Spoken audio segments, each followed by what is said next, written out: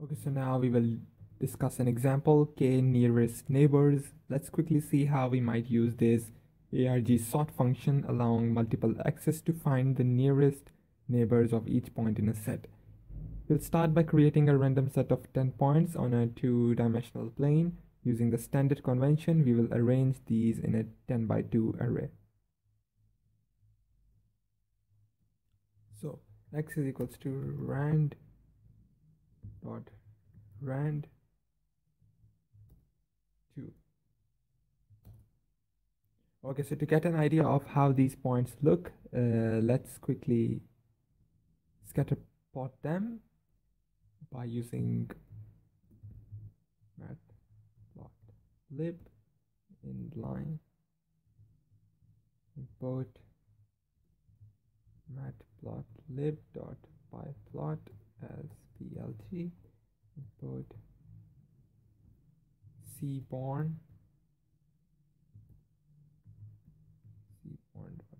set or plot styling. Now plot dot scatter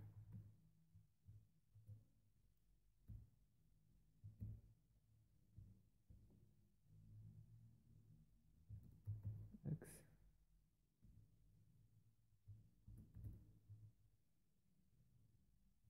s is equals to 100. Now a plot, there will be a visualization of points in the k nearest neighbor example. Okay, so now we will compute the distance between each pair of points. Recall that squared distance between 2 points is the sum of the squared differences in each dimension using, oh, we got the result here, you can see that. So using the efficient broadcasting and aggregation routines provided by Numpy, we can compute the matrix of square distances in a single line of code.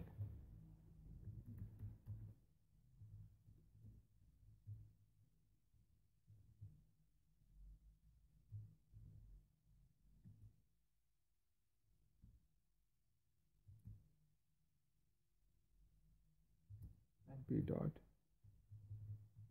new axis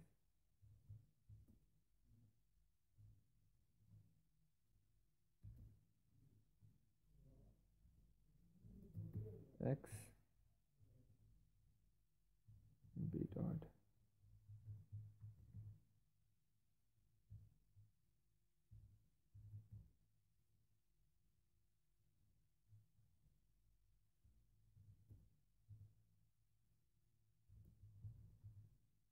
axis is equals to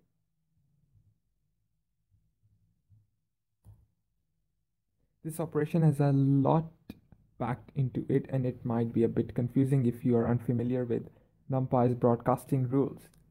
When you come across code like this, it can be useful to break it down into component steps.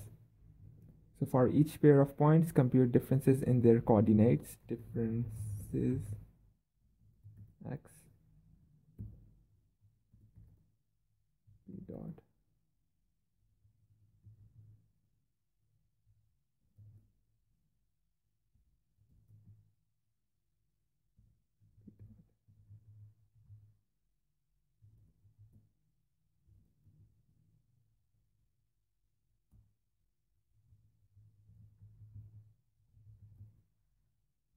ten 10 2. Now square the coordinate differences. SQ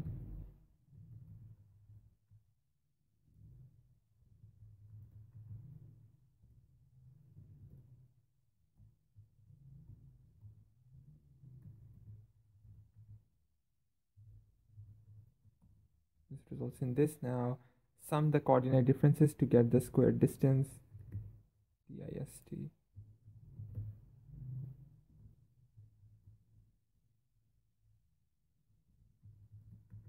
differences sum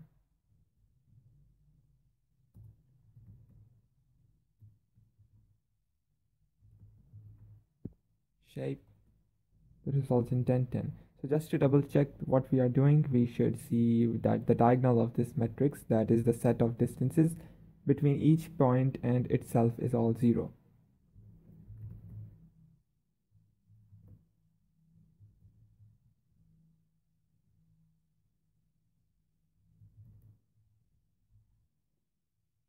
checks out.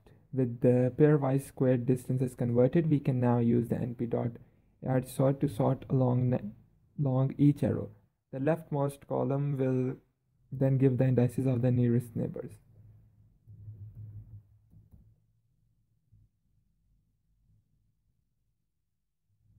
Np dot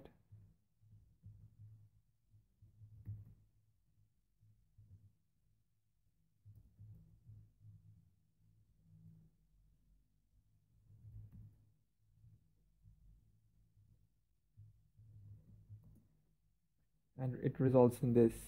So notice that the first column gives the neighbors numbers 0 through 9 in order. This is due to the fact that each point's closest neighbor is itself, as we would expect. So by using a full sort here, we've actually done more work than we need to do in this case. If we are simply interested in the nearest k neighbors, all we need is to partition each row so that the smallest k+1 squared distances come first, with larger distances filling the remaining positions of the array. We can do this by the np.add partition function. K is equals to 2. K is equals to 2. Nearest partition is equals to np.partition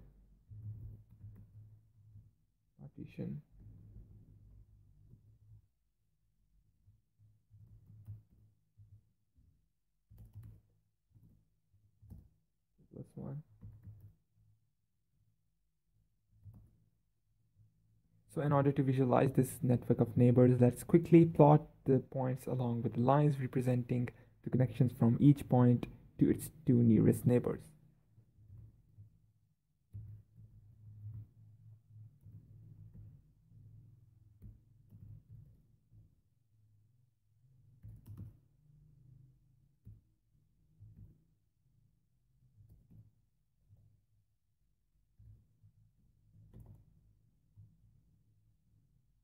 Draw lines from each point to its two nearest neighbors. K equals to, for I in range,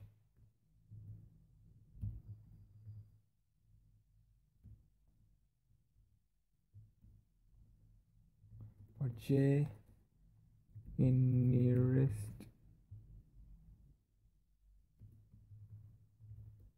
partition I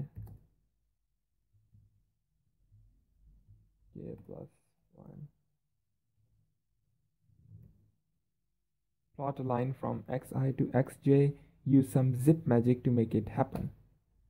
Now let's use some zip magic.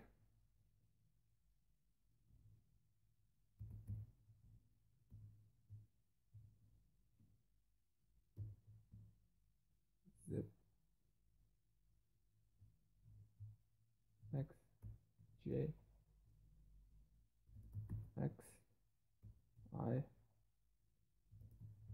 color equals to black.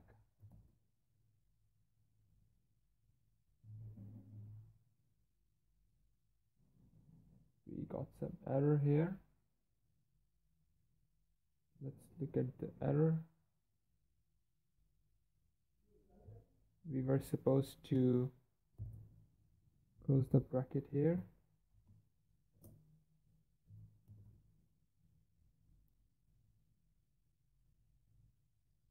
Now we get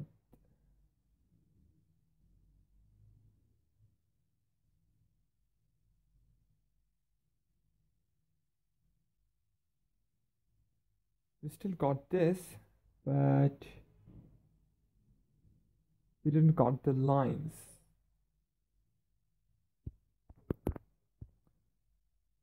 So this is the result actually, but we were here to get the line. We didn't get that.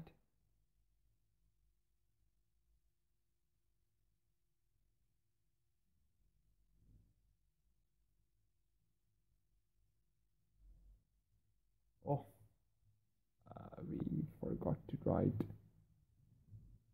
plot here. Now see, This is it. We made the visualization of the neighbors of each point.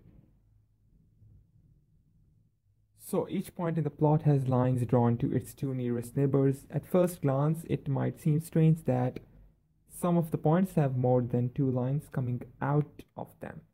This is due to the fact that if point A is one of the two nearest neighbors of point B, this does not necessarily imply that point B is one of the two nearest neighbors of point A. So although the broadcasting and row-wise sorting of this approach seems much less straightforward than writing a loop, it turns out to be a very efficient way of operating on this data in Python. So you might be tempted to do the same type of operation by manually looping through the data and sorting each set of neighbors individually. But this would almost certainly lead to a slower algorithm than the vectorized version we used. The beauty of this approach is that it's written in a way that's agnostic to the size of the input data. So we could just as easily compute the neighbors among 100 or 1 million points in any number of dimensions, and the code would look the same. So now